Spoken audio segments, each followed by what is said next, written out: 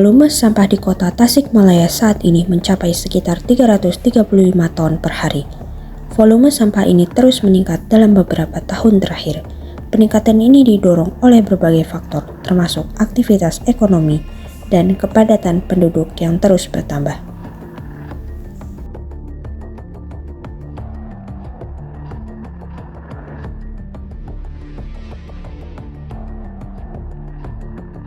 Masalah sampah ini telah menjadi ancaman serius bagi lingkungan dan masyarakat di Tasikmalaya.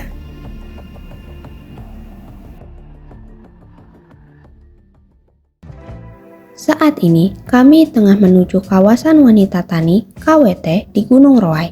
Dan dalam kegiatan tersebut, kami bertemu dengan Bapak Rudi. Beliau ini merupakan salah satu anggota dari Dinas Lingkungan Hidup setempat. Beliau menjelaskan tentang kondisi sampah di Tasikmalaya yang semakin mengkhawatirkan, terutama karena penumpukan yang terus terjadi akibat kurangnya pengelolaan yang efektif. Selain itu, beliau menyampaikan juga mengenai TPA yang semakin berkurang akibat sampah yang semakin menumpuk, dengan lokasi yang tadinya 11 hektar menjadi 2 hektar. Untuk mengatasi permasalahan ini, Pak Rudi menyampaikan rencana pengembangan program bank sampah di wilayah Gunung Roai. Program ini bertujuan memperdayakan masyarakat sekitar melalui pendekatan yang melibatkan kelompok wanita tani. Dalam proses pengelolaannya, sampah organik yang terkumpul akan diolah menjadi pupuk organik oleh KWT. KWT berperan aktif dalam mengubah sampah ini menjadi pupuk kompos yang dapat digunakan kembali sebagai nutrisi alami bagi tanaman. Melalui langkah-langkah seperti pengomposan, KWT memastikan bahwa bahan-bahan organik tersebut diurai secara alami hingga menghasilkan pupuk yang berkualitas. Pupuk yang dihasilkan kemudian digunakan untuk menyuburkan tanaman, sayuran, dan buah seperti kacang panjang, cabai, labu siam, labu kuning, hingga tomat. Tanaman yang subur ini kemudian dipanen dan hasilnya dijual kembali oleh KWT. Dengan cara ini, KWT tidak hanya mengurangi limbah, tapi juga memperdayakan masyarakat sekitar, menciptakan ekonomi berkelanjutan dari alam untuk alam. KWT Roai Lestari berdiri pada tanggal 11 Oktober 2021. Jadi udah mau 3 tahun lebih. Latar belakang berdirinya tuh waktu itu ketika COVID. Jadi ibu-ibu itu nggak ada kegiatan ya karena pembatasan pertemuan ya. Jadi ya kita di sini insya Allah kalau untuk masih satu lingkup insya Allah tidak akan ada penyakit yang menular gitu ya insya Allah. Akhirnya daripada nggak ada kegiatan, kebetulan basic saya dari pertanian, saya ngajak ibu-ibu untuk ayo kita melakukan hal-hal yang positif lah gitu, salah satunya dengan adanya KWT ini. Dan alhamdulillah sampai hari ini masih berdiri dan masih berjalan aktif. Untuk saat ini lumayan ada beberapa variasi ya, ada beberapa komoditas, ada cabai, ada tomat. Kita lebih fokus ke sayuran, jadi ada pakcoy juga, ada selada bokor, kacang panjang itu udah panen beberapa kali, ini udah mau ganti lagi sama timun. Selain itu juga nih ada labu siam, ini juga ada labu kuning ya. Terus masih banyak selain kangkung juga ada, di sana juga ada pohon ada pepaya, juga ada roainya juga.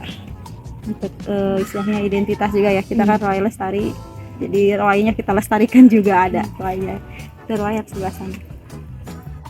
Pada kesempatan ini, Pak Rudi mengajak kami melihat lalat ramah lingkungan dan maggot yang memakan sampah organik. Lalatnya nih, ini yang ramah lingkungan. Nah, dengan lalat ini kan beda. Beda ya? Nah, ini kalau di kita di Sunda ini pituk. Nah, ini lalat kerbau. Ya, suka di kerbau. Kalau yang ini, nah ini kan beda. Nah, ini beda kan? Nah, ini BSF namanya, Black Soldier Fly, lalat tentara hitam. Ini Ini lalat yang ramah lingkungan. Seperti ini. Nanti bertelur, kawin, nanti bertelur jadi maggot. Nanti ke maggotnya ke sana. Kita lihat ke maggot. Nah, kalau maggot itu untuk mengolah sampah organik habis oleh dia.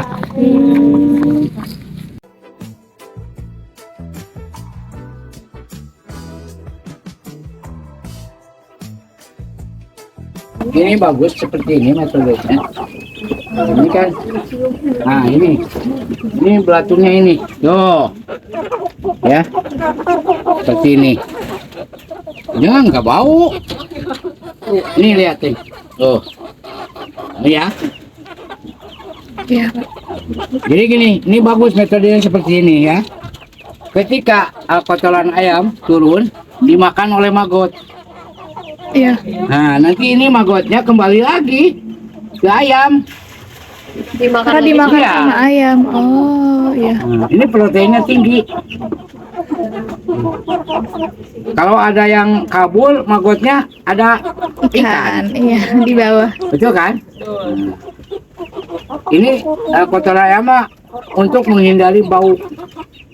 Jadi ketika kotoran ayam yang masih basah habis oleh maggot.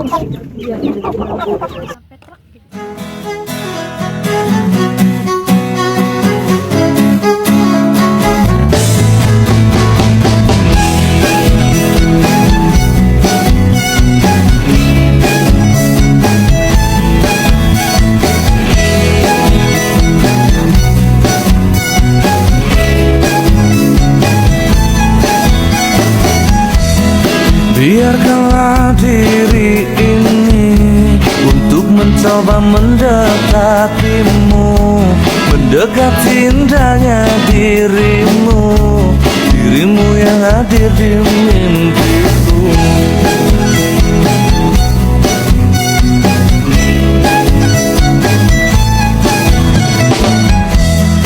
Berikanlah aku waktu dan keadaan yang engkau mampu, empat mata yang ku mau untuk katakan cinta padamu. Hati ini akan bisa lebih lama untuk memendam rasa, empat mata bicara padamu, ku katakan aku cinta kamu. Empat mataku ingin bertemu, ku ungkapkan isi di hatiku. Berikanlah aku waktu dan keadaan yang engkau mampu, empat mata yang ku mau untuk katakan cinta padamu. Oh, hati ini takkan bisa lebih lama untuk memendam rasa, empat mata bicara padamu, ku katakan aku cinta kamu. Empat mataku ingin bertemu, ku ungkapkan isi di hatiku.